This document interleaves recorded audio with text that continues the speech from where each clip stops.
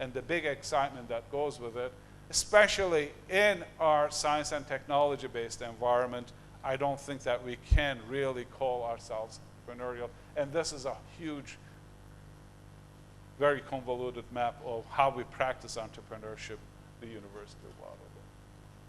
But very clearly, innovation accelerates society's capacity for revitalization and growth, and if you don't have it, then it will not happen. Let me very quickly, I think this is a very good environment to talk about research and what we really, really understand, because this is, I call it the wavelength challenge, so my colleagues here in electrical engineering and others think that I'm intruding on their areas. No, this is the wavelength challenge in terms of how, as a university administrator, I think about research, how a researcher thinks about research, and how a government official who usually fund this research or provide partial funding, they think about it. In terms of government, scientific research is used as a means to an end, namely to improve the economy, health, and other national goals. Right. Yeah. And as an administrator, I said, well, I want to focus on areas of global reach. I want to be recognized not just in Canada, but anywhere in the world. This research, it's good for my ranking, it's for good, But what about the actual researchers, people who do this?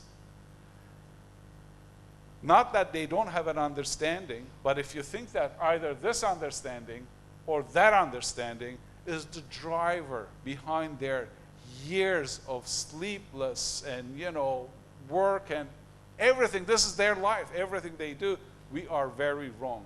Their main driver is curiosity, like it should be for every researcher.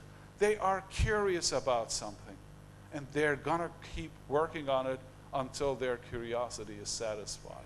So we need to have, either as university administrators or governments, have a very good understanding of what this is, and I will bring it to a very important notion, that whether it's a comprehensive university, whether it's a liberal arts college, or a science and technology university, our university's most important value must be based on academic freedom and inquiry.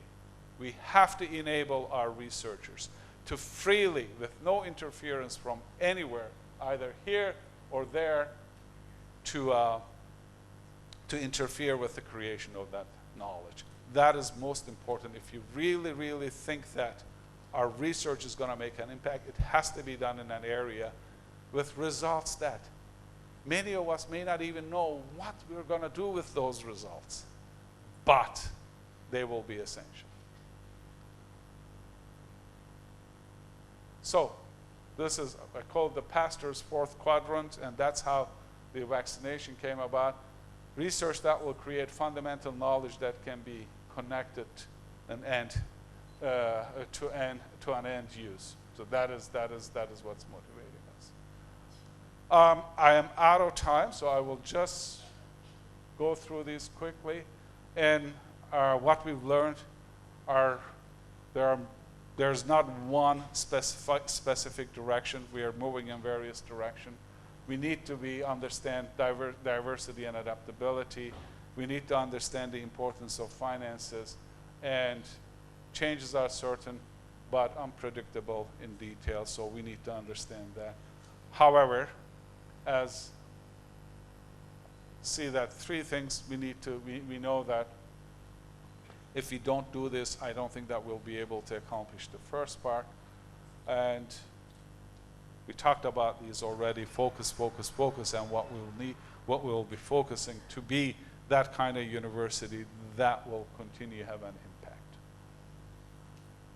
I want to close with one saying. I truly believe in this, and this goes to all our professors, all our teachers, or those who are aspiring to become one. Good teachers teach. You can teach as a good teacher. Great teachers transform. Wake up every morning with that thing that I'm going to transform something. I'm going to transform my students into critical thinkers, to leaders. Ladies and gentlemen, thank you very much. I hope that this was, that created some questions in your mind. Enjoyed it. Thank you very much, sir. May I take any questions from the floor, please? Anybody who would like to ask questions?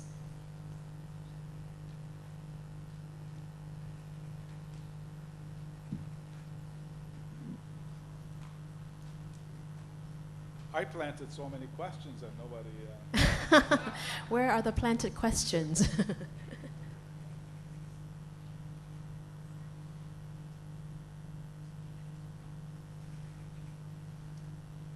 Anybody? Hello. As I yes, worked for please. a co-op center at SUT, I would like to ask you about what do you think about the future of cooperative education in Canada and in the world overall, about the co-op? You asked me to comment on the future of communication? About the cooperative education. Cooperative education. Cooperative Yes. education, I'm sorry. Cooperative education is, in my opinion, the right way to offer education. It is not easy, not from students' perspective, not from the university's perspective. It's from the recipient's perspective, whether it's the private sector, industry, or government, to truly understand the benefits of it, because cooperative education is different from internship or summer jobs. These are paid jobs. As a co-op student, you get paid professionally for what you do. So it's an investment, but the return is significant because those organizations who believe and invest in cooperative education, they often end up hiring those students who spend 1 or 2 terms or as many terms as co-op students at their organizations as soon as they graduate. And those students, they don't require the 6 months or 1 year of training. They hit the ground and they're running. So that is the benefit. To me, it's something that I would recommend. I discussed this very broadly when I visited Postdoc, for example. Was this year, right, Kim? Yeah, last year. And a lot of people are interested. It's something that requires a significant mindset. At the University of Waterloo, cooperative education is mandatory in engineering and computer science and a few other disciplines. So about 73% of our students are co-op students. That means they don't have a choice. Either they do it this way or they won't study at the University of Waterloo. They are the highest demanded programs. So it is very, very, very bright, the future of it. It requires important commitment through communications like the ones we had today. My last question is how you create the engagement between the university and the industries. It's, I think it requires, again, open minds and open doors.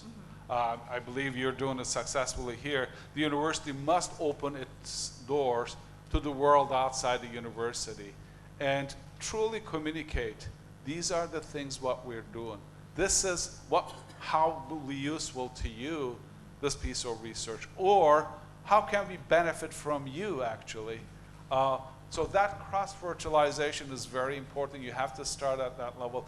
I make sure that the head of every major organization in Canada and the United States, they come to the university and they spend at least half a day with the students. So if you can imagine, I'm a second year or third year undergraduate student, and I'm sitting there and I have the president of Shell or I have the president of Cisco talking to me, and I have an opportunity to talk to that person. So those kind of things are very much, they're confidence builders, they do wonderful things. The idea is to make sure that the universities are not behind walls and everybody is wondering, what the heck do these people do in there? Okay, we have no idea. Open it up to the whole world and let people see that if we are talking about future, the future starts right here in our classrooms, in our labs, in our discussion panels. Thank you very much. Thank you. Since we're running late, can I just take one more question? Okay. Thank you very much, Professor Hamdullahpur, for your wonderful talk this morning. I have a question. I think the concept of the entrepreneurial researcher is very wonderful concept.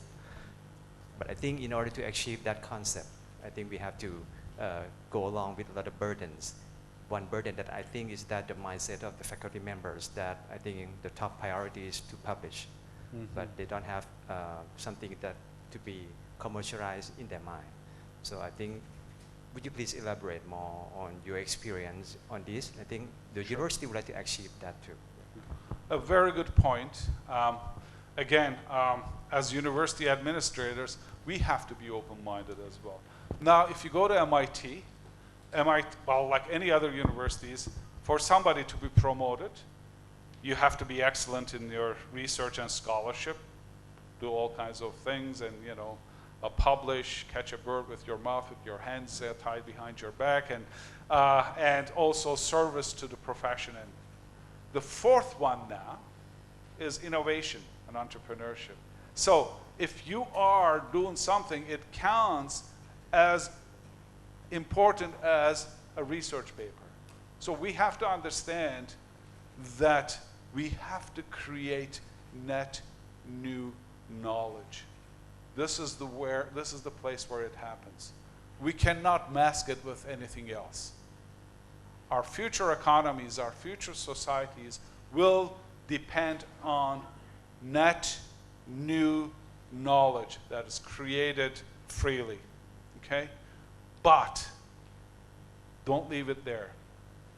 I publish, my paper has been published in this great journal, it's been cited, nth 100 times, not good enough. What do I then need to do to make sure that somebody else other than my colleagues will benefit from this? So that is the kind of environment that you create. But the criticism, which is not an empty criticism, which is not a trivial criticism, is you cannot just try things without having created the knowledge base. So you have to do it more. Therefore, it requires that the traditional definition of professor is also be, not questioned, but identified, and there's innovation there, and that understand that doing something on the entrepreneurial case side is not a crime. We provide that environment, but we also understand that that's the policy behind our intellectual property policy, is that as a professor, my motivation is still that curiosity. I'd like to hand it over to somebody else and let it grow. Yeah, would I miss hundreds of millions of dollars? Theoretically, yes. Practically, never. Other than 3M and Gatorade and whatever, a few other things, you don't find many of those. So I don't know if I answered you fully, but that's how it is. Thank you so much again. Enjoyed being here. I wish you. We have one last question from the floor. Just one last I question, thought please. you did You have say sparked so much inspiration in this room. Just one last question, Okay. please. Yes, I think I have a similar question with the previous one. I'm interested with the entrepreneurial university, Yes. and I know that now there are a lot of universities changing their vision from research university to be entrepreneurial university. But to do so, I think it is not easy, especially in the developing countries. Yes. And I want to know what is the role of the industry in this case. So the research results from the university can be commercialized in the end use. Thank you very much. So rather than just give you a broader answer, I'll just pick an example of one thing that we believe it was a very successful implementation. In in 2006 or 7, my university, we saw these students are there, they're trying to do things. We said, okay, we are going to open one student residence. Students where they live in a dormitory, and we're going to call it a Velocity. And we're going to handpick about 100 students, 96 students, who are academically very strong, but they are always there after something, they are entrepreneurial minded, and we're going to put all of them in there, let them live together. So they are rubbing elbows with each other all the time. but we will also bring as many industry leaders, successful entrepreneurs as possible, all the time to that residence. That the students are in constant contact with them to be either inspired or be advised as to, yeah, you do this, but there's something called marketing, there's something called financing, it's not just running out of the bathroom and saying, hey, I found it, it's, there's a whole thing. So